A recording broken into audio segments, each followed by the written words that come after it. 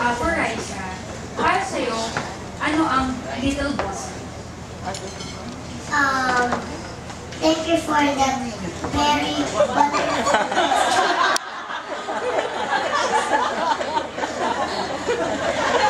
Yan po yung sinabi ko kay Tita Gloria kanina. Pang Miss Universe. Buset! Bossing! Oo, ano yung tanong? Tanungan mo ko. Tita Bossing.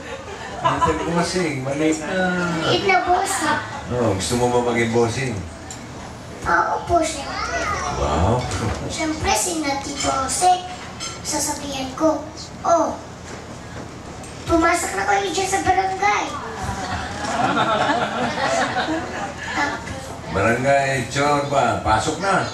Pasok, yun po. Gusto mo yun? Opo, sasabihin ng mga tao, happy birthday, Bossy. Mama, chuk-chuk. Pogi mo. Bossy. Pero po yung question ko for Bossing po.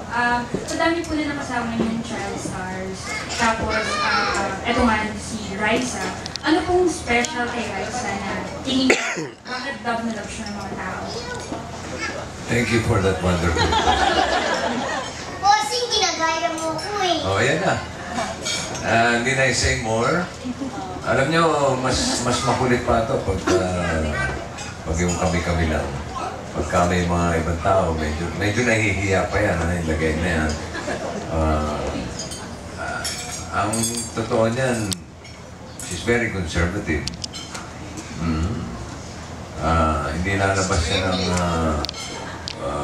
sa TV ng hindi doble-doble short sa loob. Pag medyo nalabas ito, ganyan. Ewan ko, ba't naging conservative? Tsaka po, isay po talaga. Ano? Ano? Isay po talaga. Shy. Di ba, Bossing? Hindi, mahihiyain talaga siya, lalo na pagka... Magutom.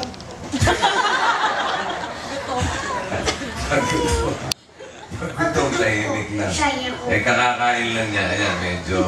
Ay, hindi pa ako siya. Charge. Naka-charge yung